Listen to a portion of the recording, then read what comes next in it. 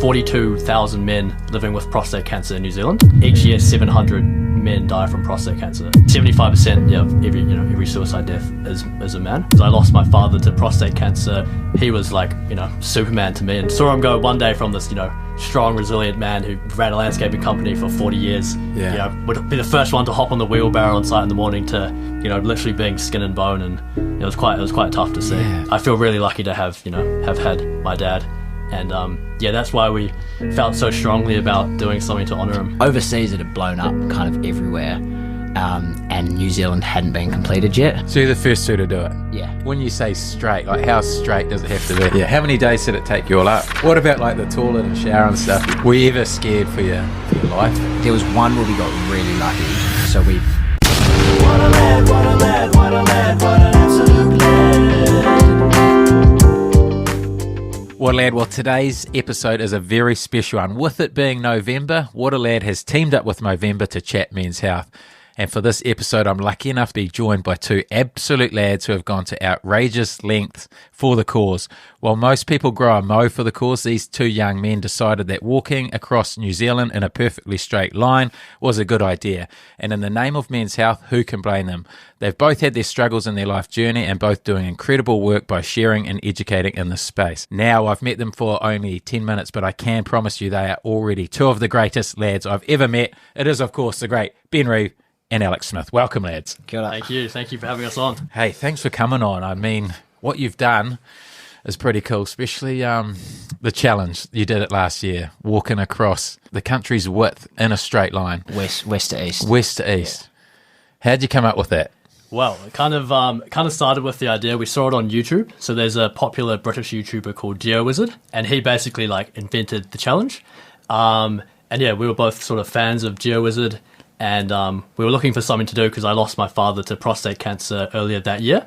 So we wanted a big sort of fundraiser to do, and we thought that was the perfect challenge to do and push us to our limits. Yeah, I think we wanted something that we knew was going to reach a lot of people because, as much as about raising money, it's also the awareness factor.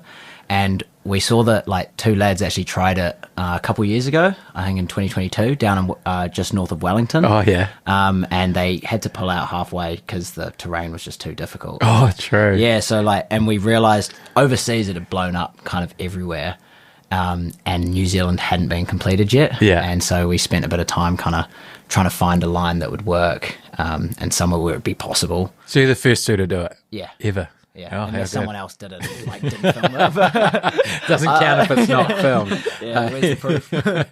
And how, when you say straight, how straight does it have to be? I mean, I watched, your YouTube video, and you're following what is it, a GPS? A GPS tracker? We downloaded the coordinates, and it basically just plotted that line onto a Garmin handheld GPS, and we could see the line on there. And the challenge that we initially set was, I think, so on YouTube, there's these different tiers, and it's if you stay within 50 meters of the line, it's gold or silver, 25 meters is gold, and there's different tiers. Oh, yeah. I think the furthest we strayed off at any point was 30 meters. Yeah, 30, 35 meters. Oh, yeah. And that was so it's because we didn't want to, ruin some poor farmer's crops. We thought it was for the best. Because a lot of them are niggly, you've got almost a straight field over there, but you've got a bush right in front of you, and you have to go through the bush. Yeah. And the rivers, that's where it gets pretty... That was where it was super difficult, yeah. I mean, we had one main river called the Wairoa River, which was pretty early on in our line, and basically it was 450 metres wide, so, massive river, and we basically had to cross it on a little inflatable raft. And then the next day we had another small little river that we actually hadn't spotted. Yeah. We'd ditched our raft by that point. So we had to get creative crossing that. Yeah, there were quite a few difficult obstacles along the way for sure. Was the river running fast? How'd you stay on the track then? It didn't look like it was running fast, but there was definitely a current because we didn't have the drone up at the time because we just thought it would have been too much going on. But if you'd have seen us from a bird's eye view, our boat was just going like that. Because I think the problem was that it was a two-person raft, and you weren't supposed to have any bags or anything. It's like whitewater rafting kind of thing. Yeah. And we had three of us. We were probably 70 or 80 kilograms over the limit of the raft.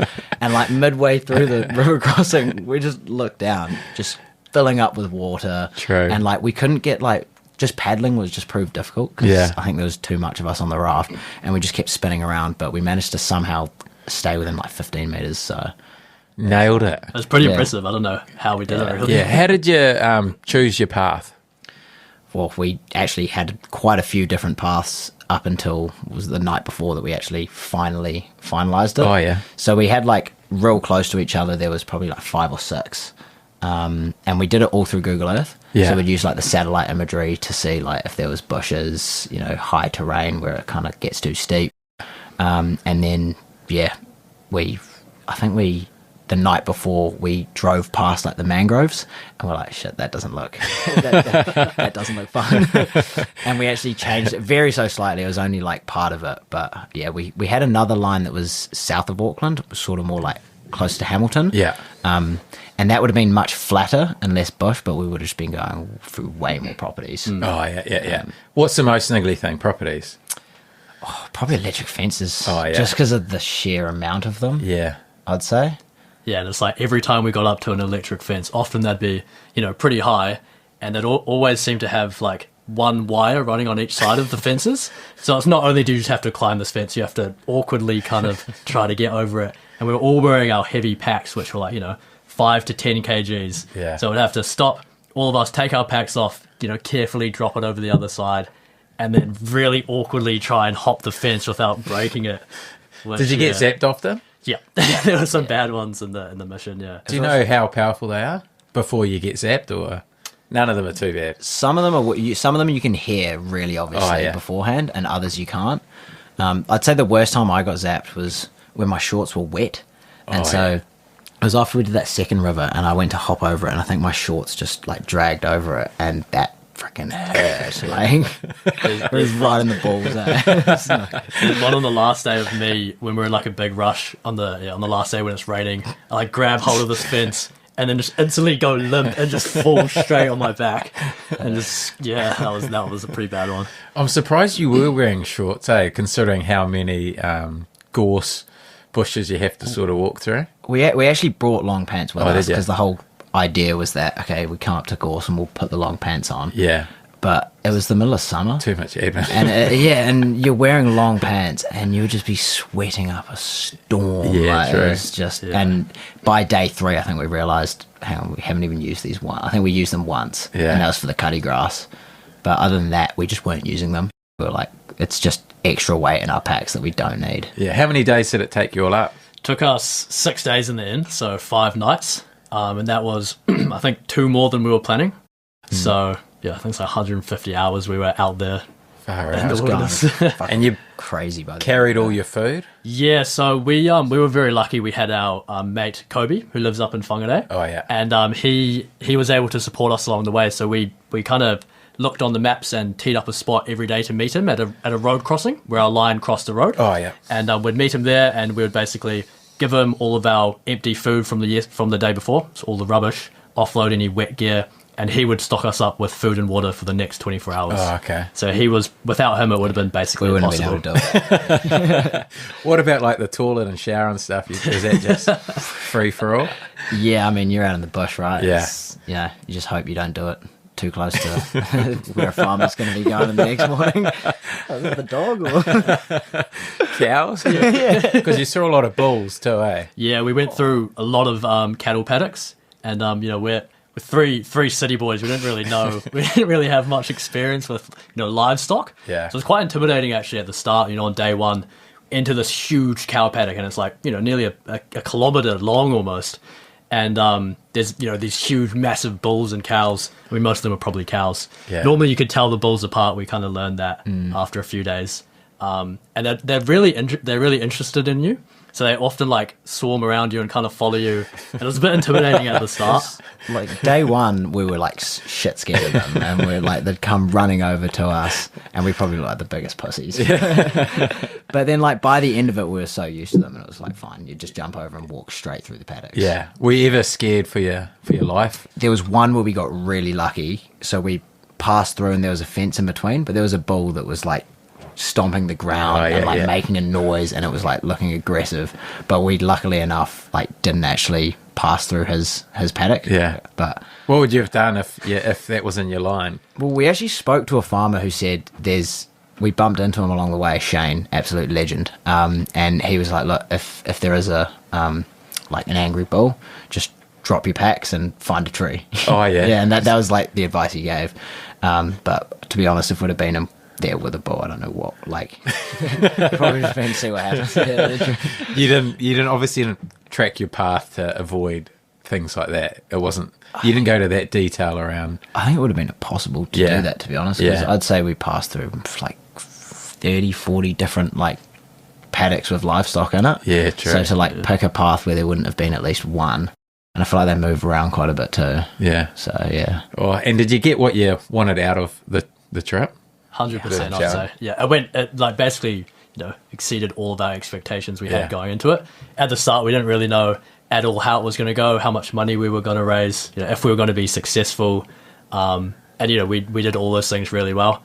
And we succeeded, which was the cool thing. You're getting shout outs from Auckland FC and everyone. Yeah. It went pretty big, eh? Yeah, no, radio really interviews while you're doing it. Yeah, Yeah, and that's end of cool. it, we'd raised over $11,000 Oh, for sweet. Movember, which was pretty how cool. good's that? I mean, we set a goal to raise 5,000 at the start, and we didn't even know if we'd hit that. And then we kind of ended up getting over double.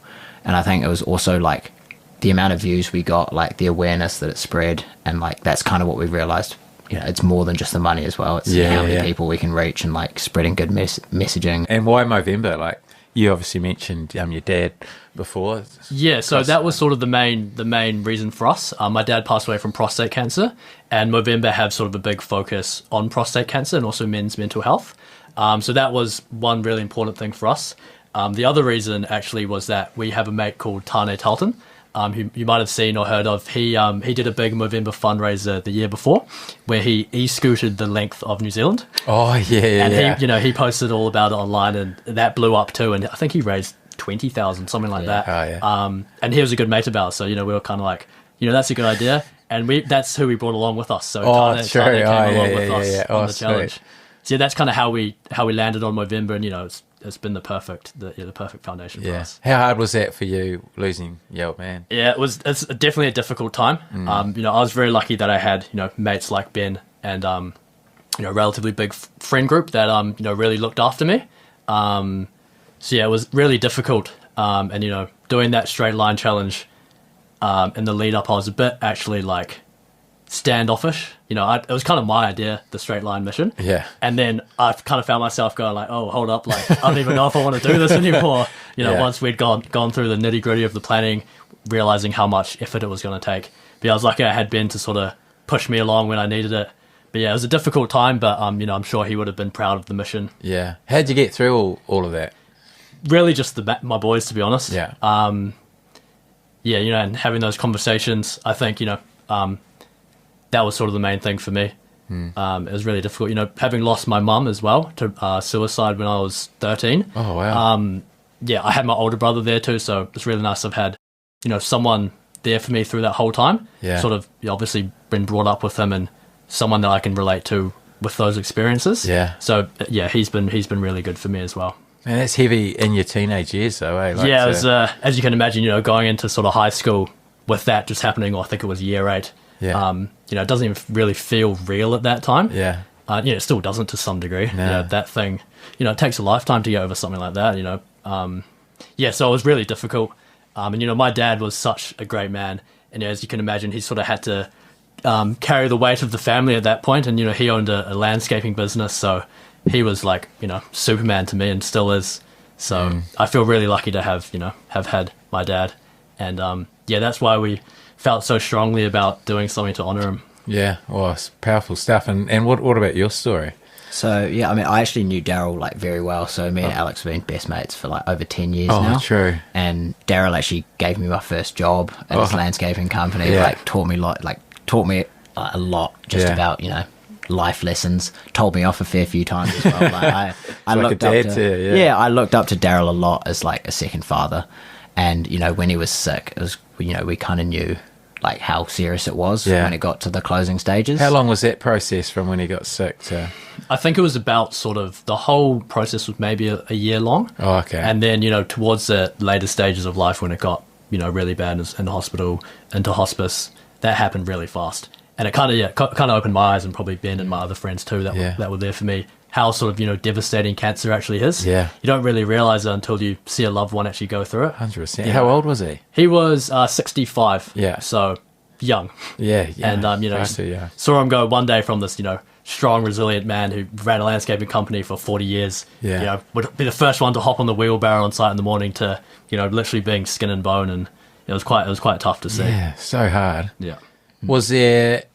Could he have done anything differently? Like, was he getting prostate checks? Well, he actually had a prostate scare sort of 10 years prior to that. Oh, okay. And he got over it, which was quite like not like a miracle, but, it was quite, he did really well to get past it. And then I think it was he just left the checkup too long. That's how it works, right? If you leave it for too long, and it's an aggressive type of cancer, or it's, a bad cancer, and it spreads, at that point it's too late. Yeah. At this point, when we don't have, the stuff to cure it past that stage when it spreads. Yeah. So it was a pretty quick process in the end. It was quite difficult. Yeah, well, I guess that's what Movember trying to bring awareness to, isn't it? Like how important 100%. these checks are. And 100%. Well, I mean, there's a stat in that report they've done. I think it's 42,000 men living with prostate cancer in New Zealand.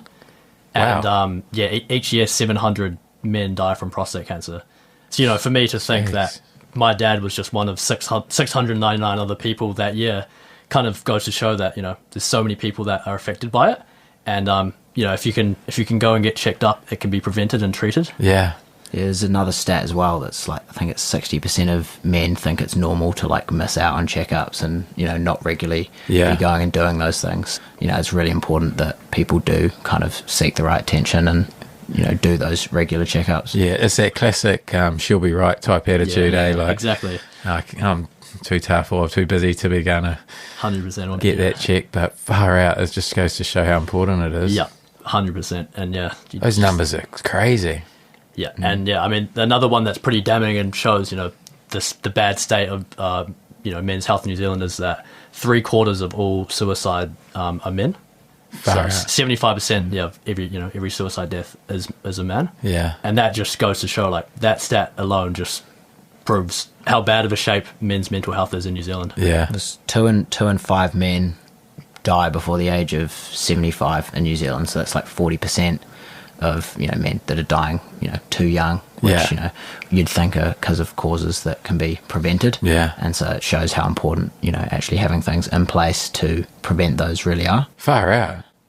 Alarming. Yeah, the report's it paints a pretty bad picture of what we're like in New Zealand. Yeah. And it's globally too, but New Zealand are quite bad. Yeah. In particular. Well, that's why you guys are doing such a good job with what you're doing. What else about your story? Alex's dad was like a massive part of it for me, and then it was kind of as well, seeing the effects that has on, Alex and his family and all the people around him as well that knew Daryl, how, I guess, contagious it is and the effects that it can have was quite like eye-opening about how really important it is. For me, it's a big thing, I think, is the awareness and just how so many men are just so, I guess, hesitant to, talk about that kind of thing. And, I think for me, seeing Alex as a mate, how I think he really got through that period after Daryl passed because he was able to actually talk about it and he had mates who were there for him and he was able to open up to him. I think if he didn't have that, he would have been in a much darker place.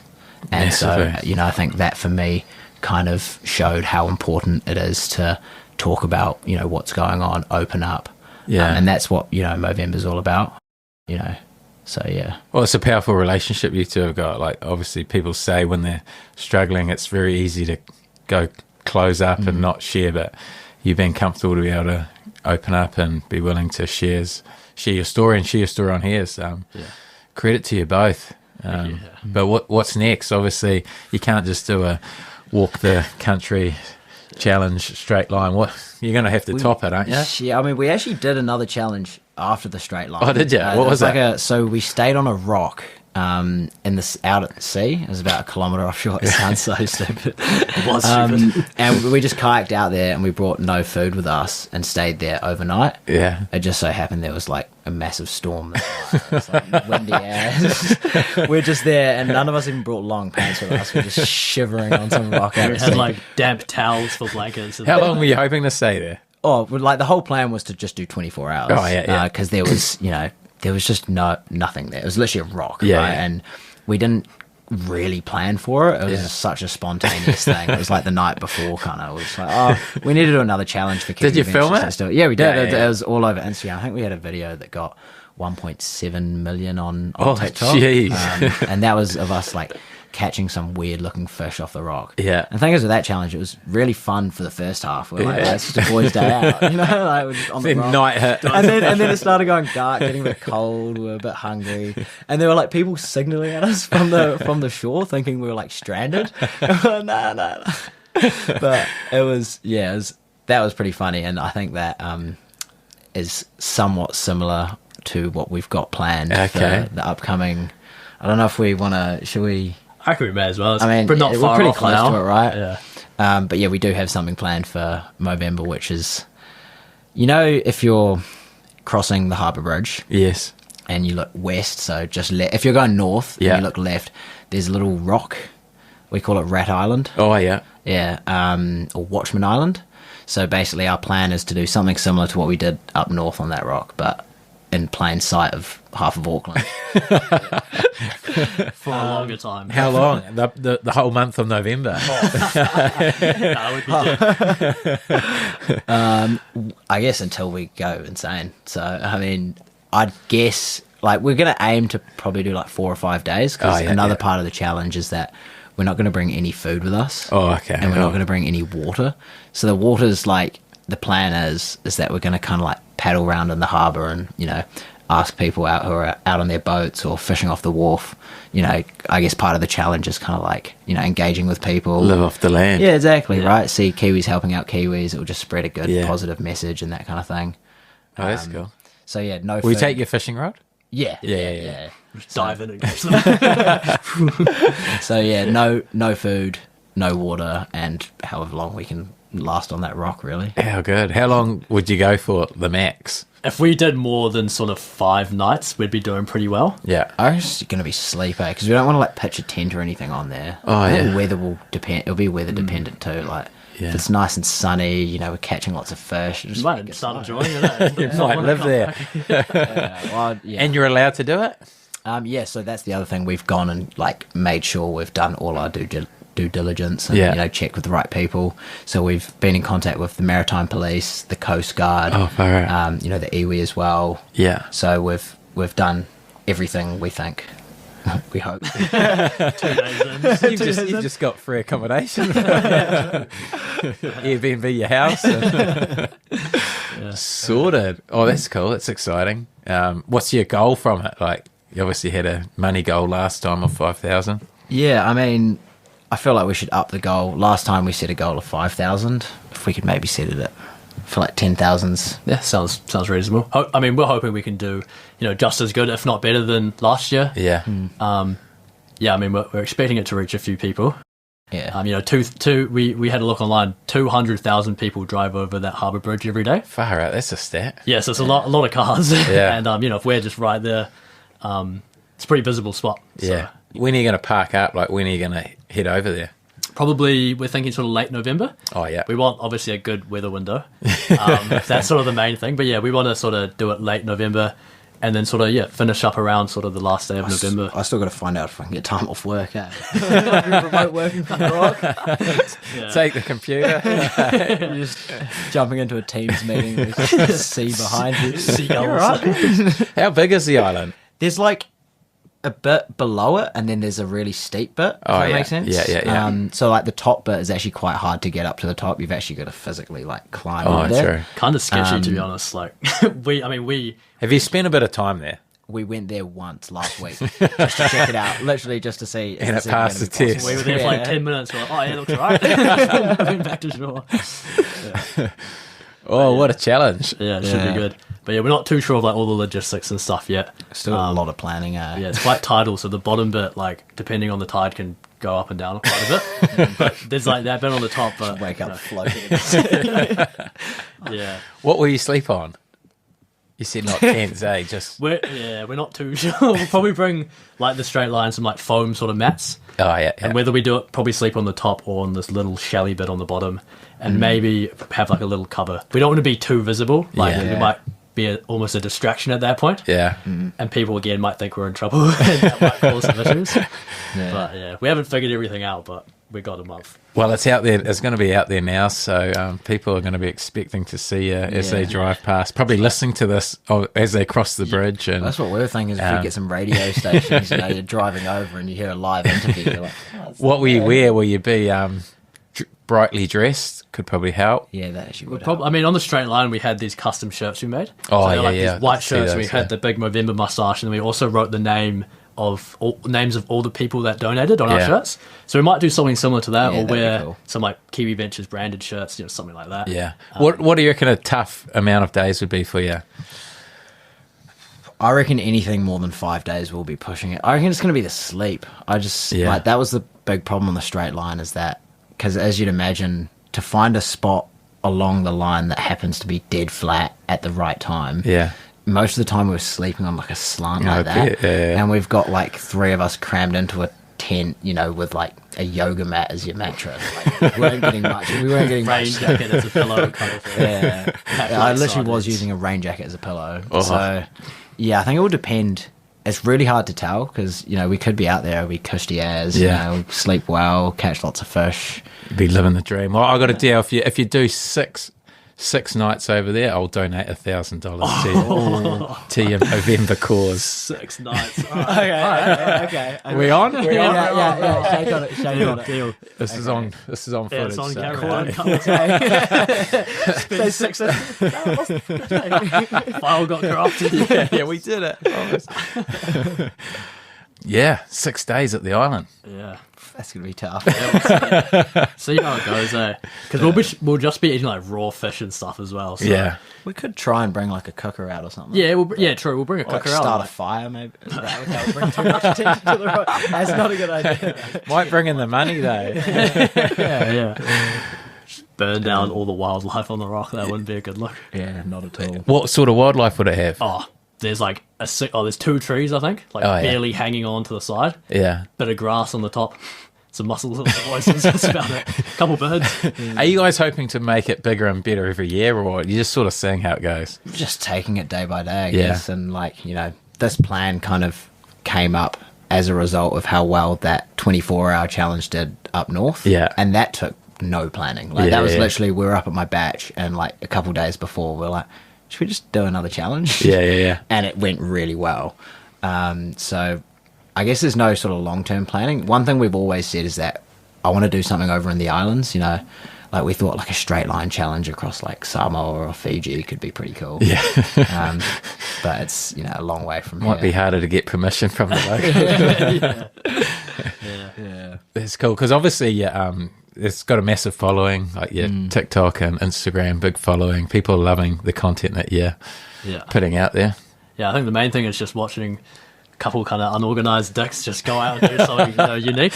And that's kind of what we've been playing on, just not too much planning. Yeah, just relatable stuff. Like, we're not experienced outdoorsmen by any means. We did that straight line mission. We're just kind of taking it day by day and learning as we went. Because I feel like it aligns quite a lot as well in terms of like, you look at the content we're doing. We just want to, encourage people to kind of get out there, step outside their comfort zone, and because we were far from our comfort zones in that straight line challenge. And that's, a lot of what Movember's trying to say as well with, people who need to go get checkups and they don't, feel comfortable doing it. Yeah. And so, we just want to encourage people to get out and do good, really. Love it. It's a great message. Get outside your comfort zone. Do what needs to be done. Yeah. Love your work. Well, we have gone to the Instagram for some questions, and plenty of questions came in from you. Yeah, cool. What's the best story you wish you caught on camera? Or did you catch most of it on camera? Oh, okay. Was there anything you missed? The GPS on Yeah. night 5. So yeah, we caught pretty much everything on camera, Yeah. apart from sort of the night times. So there was one night on night 5 where we'd just gone through sort of a night bushwalk. Yeah. Because we were like, by this point, we were like, we just need to finish.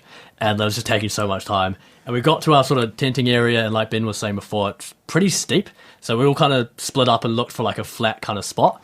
And then we found one, we started setting up the tent, and then Ben kind of goes, where's the GPS? Right, this thing had been tracking our whole route. If we'd lost it, we'd have like no proof. Oh, you couldn't have claimed it. Yeah, we couldn't have checked how well we did. We knew nothing. And we would have been lost in the bush too. Yeah, that as well. So we kind of spent like an hour looking for it, thinking, oh my God, like we've actually just screwed this up. We were all like tired, hungry, wanted to go to sleep. Yeah. And we just couldn't find it. And we were like, that is awful. And then I think someone sat down in the tent and then fell underneath their butt. And it's under the tent, boys. We set the tent up on top of the GPS. Yeah. And at that point, all our like GoPro batteries were dead, and we were parking up for the night. And so none of it got caught, but we were all getting pretty antsy with each other. Like, you had it last. Yeah. The blame game comes in.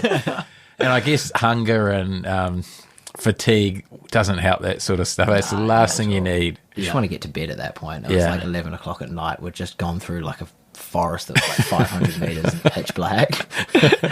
That forest was gnarly. I think that did get caught on camera, but I had my like sleeping bag strapped to the side of my bag. Yeah. And we were going up this real steep forest, and it was pitch black. We just had these little head torches, and it got caught in like one of the trees. Oh, shit. Started rolling down the hill.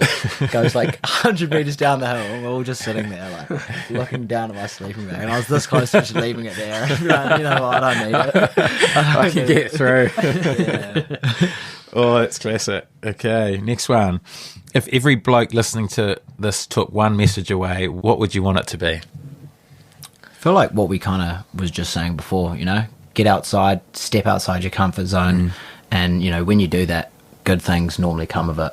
And, you know, just, getting outside and doing crazy shit. Maybe don't go and walk across a bunch of farmers paddocks. Yeah, don't do that. We just want to spread, like, positive messages and, you know, encourage Kiwis to get outside and do cool things. Doing a good job. Are you the same? I'd be the exact same, I mean, I think at the end of it, we were, you know, it's just such a cool story you can tell. And, you know, if you've got that sort of idea, or you've been thinking of something, even if it's like, you know, a business venture or something like that, just go and try it. And like, worst case, you'll be back at the start with, you know, some experiences and some learnings made from it. Yeah, 100%. Like, if it goes good, you've completed something cool. If it doesn't, you've got a cool story to tell, eh? Exactly, like, even your scenario of where you've gone over to that island or that rock for a night, like didn't quite go to plan, but still a good story and good one to tell. Something to tell the grandkids, you know. That's it. Jeez, you can have some good stories by the time you guys have grandkids. They're not going to believe us. They're going to be like, nah. No, you've got it all filmed. They have to believe you. It's like when you hear your granddad telling you those stories, you're like, nah, bullshit. That never happened. Like, we've actually filmed it. So. Go watch it on YouTube. And you watch it on Kiwiventures, is that the... Yeah, the Kiwiventures. The Kiwiventures, YouTube, TikTok. Instagram, TikTok. Yep, Facebook. It's been quite slow with YouTube, actually. We still haven't even posted the last one of the straight line. Yeah, that's what I went to watch that on the plane on the way up, but I watched the 5th one and it was entertaining. Good. Who does the edit? You guys? Me, yeah. Oh, you're a wizard, They take ages. I mean, we're like none of us have really much experience with editing. Yeah. Like especially long form sort of content like that. And you know, we've got like hours of GoPro footage from each day, and most of it's just crap, right? We're just walking, just talking shit. Yeah. And so, but it's been a good learning experience, and we've only got one more to go now. Yeah. And you do the voiceovers? Yeah, we both do the voiceovers together. Yeah. So we kind of get up, make a little script or like an idea of how we want the video to go. Yeah. And then we put it together and do some voiceovers.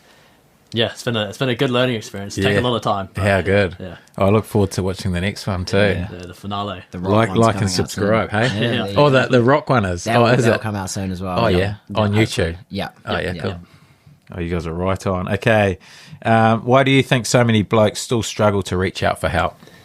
I feel like maybe it's partly to do with like some of the support kind of infrastructures that are in place as well. I know that Movember is actually advocating for a national men's health strategy for the government, so I think that will be like a good step in the right direction. What would that look like? To be honest, I think it's still quite early stages. Yeah. I'm not 100% sure exactly on the, Yeah. nitty-gritty details of it, but I know it'll be kind of creating something that's more structured and creates a better path for men to, reach out and make it feel almost more normalized, which will encourage more men to do so. Yeah, I think it's a lot about sort of breaking down those stigmas that men feel, like toughen up, man up, that sort of stuff. Yeah. So I think, they're looking to sort of put in like a strategy that actually focuses on men's health, because, as we looked at those sort of stats before that, paint a pretty bad picture.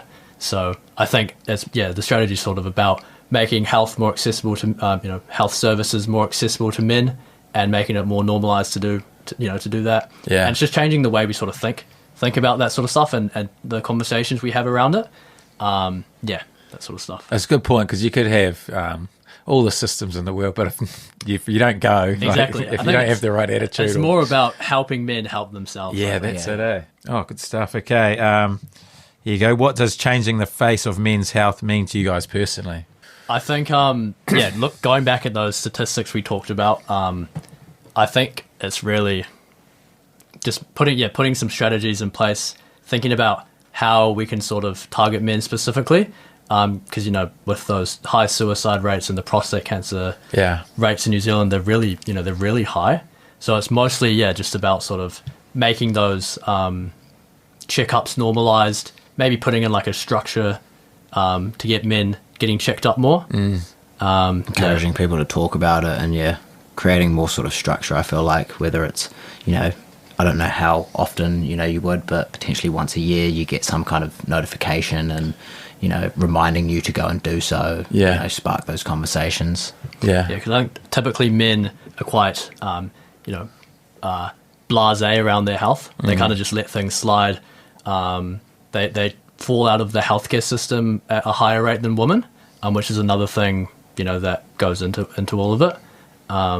So it's about making a structure that is there for men, and tries to bring those rates down, and just helps men out in general. Well, it's a good reminder for me. Like I'm someone who doesn't go to the doctor unless I'm feeling really sick or crook, But it's a good reminder to go get a check, even if you are feeling healthy, because it might save your life.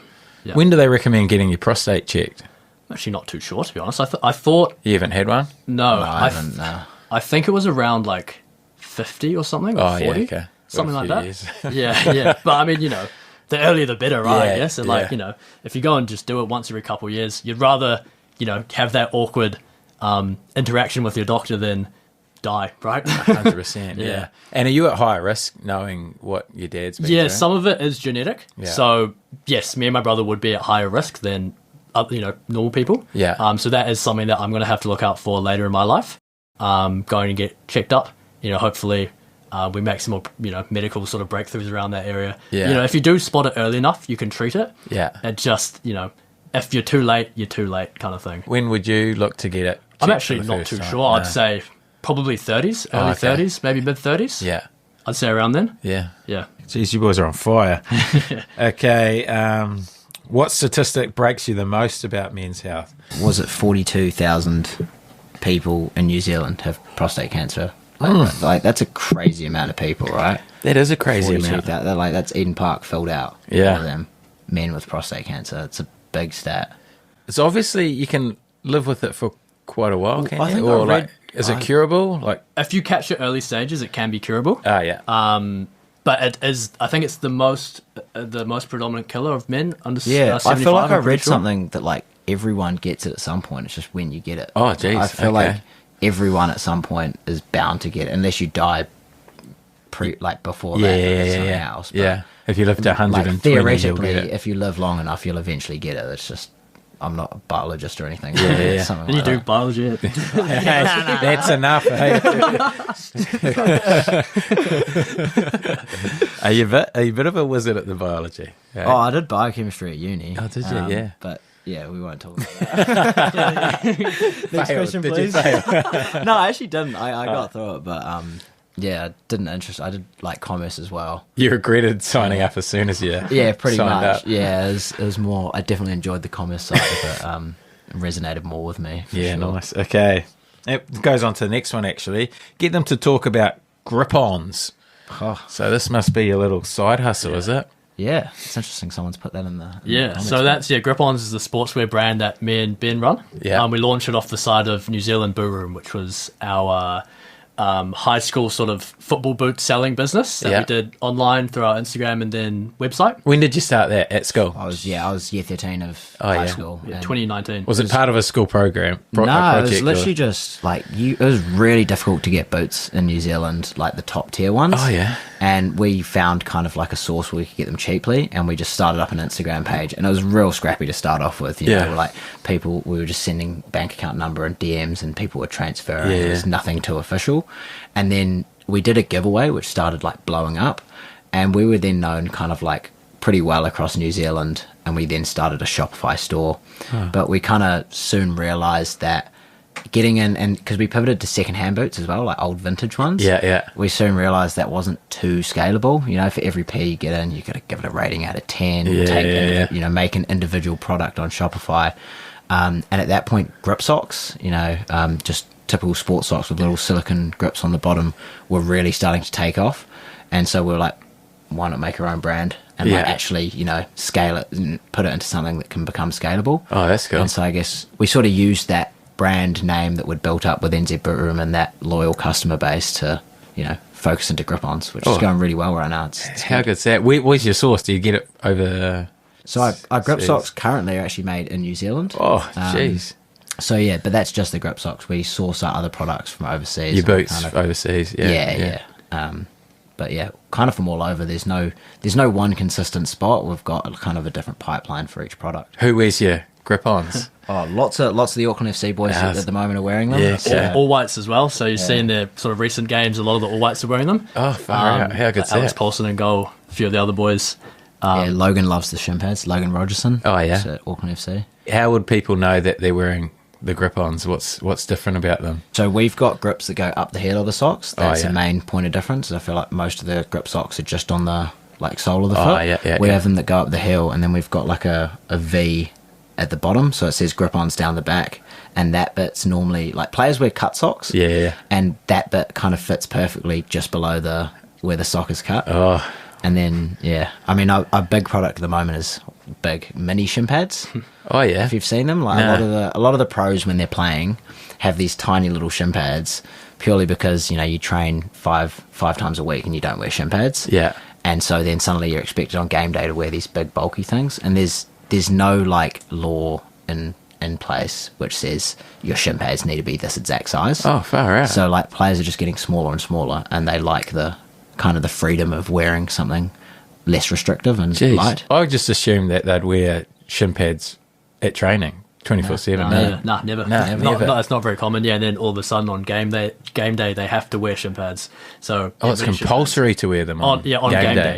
In a game. So that's kind of what was that stat? It was like the number in the Premier League from 2005 to 2025. So like the last 20 years. The number of tackles is going down, but the number of yellow cards is going up. You know, they're kind of contradicting each other. So it's just showing like the game's going soft. Like back in the day, you've got these bricks at tackles. Guys going studs into someone's knee. The ref's like, nah. Whereas now you like touch someone, they fly off the floor, and like so, you know, people. Acting's got better. So people wearing these mini, you know, tiny little. You know, how small are they? They're 10 centimeters by 6. So they're about like that kind of big. And it's your number one sale item. I'd say at the moment they're one of the hottest products. So we've got a new one at the moment, which we're calling Flex Guards. And they're basically like shin pads with an inbuilt sock. So you kind of pull them on as a sleeve, and they're quite flexible too. They're made of like foam. So those are really new. So we're hoping they kind of take off, but they haven't been in market long enough to compare them. And you're looking to branch this out to full all sportswear? Is this where you see long-term plan? We'd stick with football stuff until we grow out of that really, and then just branch out into all sort of sports as the end goal. How do you get your sales away while you're on the island? For 6 nights on the straight line mission? We had to have, you know, one of our mates go over to our house and send off all our boot orders. Oh, yeah. And grip-ons orders too. And, you know, you'd be there in your tent at night and you're like, oh, I forgot to, like, send the screenshots of the orders. So you'd be there, like, taking screenshots of the orders, sending them to one of the boys, and then they'd be at the flat printing off the labels and boxing them up for us. Yeah. So, yeah, it's lucky we had people to help us out with that. Oh, you've got a good network, eh, you two? You've done well. Okay, what's the dream challenge? I mean, one that we spoke about very, we're kind of joking, but I mean, nothing's off the cards. I guess, like, when you think of the pinnacle of outdoor adventure, you know, and you look at the $5 note here, there's a Kiwi that was the first person to climb Mount Everest. I mean... Straight line challenge, Mount Everest. Go up and then down the other side. I just feel like going to Mount Everest would be sick. Yeah. It's kind of like the pinnacle of, like, human exploration. Not that we'd have, like, we've got a long way to go. We would die if we tried to do it now. Probably right. I've seen photos of people going up there now. It's just so busy. Like, so many people are doing it. It's not like what it once was. I think lots of people sort of do, like, the half sort of summit. Oh, yeah. In terms of, like, reaching the actual very top, I think you need to, like, properly train. Yeah, and it costs thousands as well. Yeah, it costs a lot of money. But, True. Yeah, it's the pinnacle. Yeah. One day. Hopefully we sell enough grip socks to fund the Everest trip. First ever grip socks to the peak of... Yeah, that'd be a good ad. Put the, grip on the the flag. flag Yeah, how good. Okay, where do you see yourself in 10 years? Good question. I mean, I think from our side of things, we're just planning to keep building Kiwiventures, doing these crazy missions, get it to a point where, you know, maybe we're doing these challenges overseas, we're bringing, you know, other countries into it, other sort of cultures, highlighting, you know, communities overseas and doing these, you know, insane challenges around the world, really. Yeah. Yeah. Would you like to make a TV show?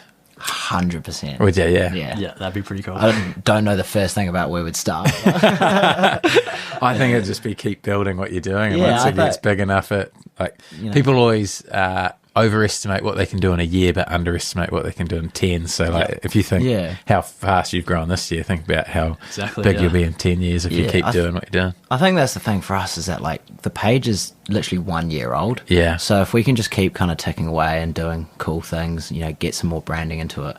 A TV show one day, if we've just got to think of, you know, a cool idea, then that would be like the dream. Traveling the world doing crazy challenges. Yeah. It sounds like us. Kiwiventures. It's a perfect name for it. Yeah. It is. Ready to go. What about you? Is your same dream? Yeah, 100%. 10 years. Like, I mean, like, being able to do kind of going outside and doing cool things with Kiwiventures full time would be, like, awesome. That would be the dream. And, you know, if we can tie grip-ons into it somehow as well, you know, get some outdoor products that work for these sort of adventures as well. You know, you can merge the two in some sort of way. Mate, you guys are absolute wizards. I love it. Still a long way to go. Yeah, still a long way to go. Who calls the shots, like, when you guys have a... I feel like we work pretty well as a team. I think we both have ideas and we both have bad ideas as well. Yeah, I think it depends on what we're doing. And we've got to, like... But, like, if we're fishing, I'm definitely a better fisher. Like, I'll catch way more fish. We've got this running joke that we're going to have, like, we literally argue about it every day. We're going to have, like, a live fish counter out on this next mission. I'll catch more fish. No, you're not, mate. Yeah. You will not. We'll see.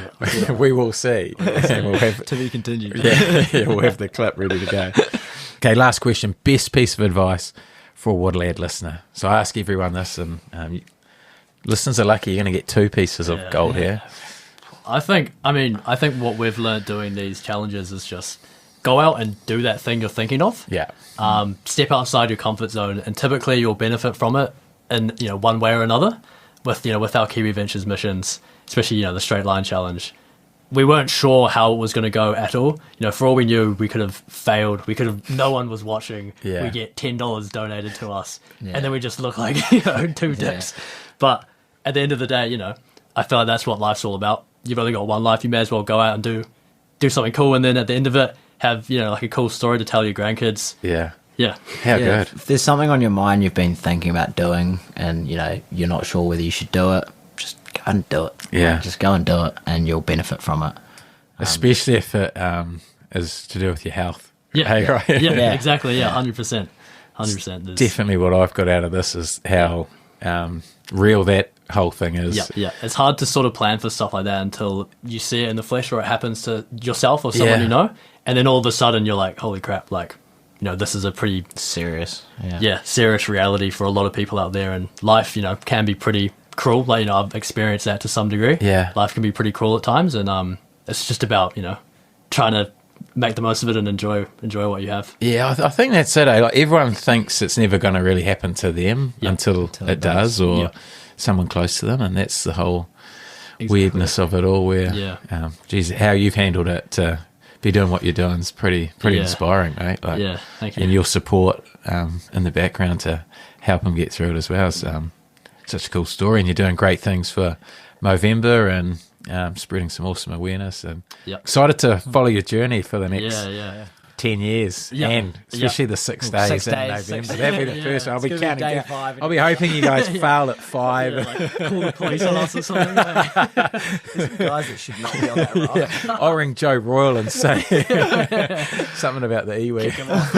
That'd be good. No, but it's been a pleasure to get you on, lads. Thank you for having us. Yeah, maybe we should do one last call to action of anyone out there that's sort of thinking of doing a fundraiser for Movember. Definitely can go out and do, you know, doesn't have to be anything near to what we did. Anything crazy, even just, you know, run a couple Ks a day or do some sort of fundraiser. Like every little bit helps. Yeah. Even the mows, I see you both. Yeah, 100%. I'm going to have to start my mow in November, but you will have a strong mow. You'll take your razor over to the island. Definitely. Well, we have to start fresh, don't we, on the I'll be first? shaving this off on the first. I mean, mine doesn't really get much better than this. a couple pubes there, a couple strands of hair. Nah, good stuff. Good call to action too. What a way to finish. Cool. awesome. Lads,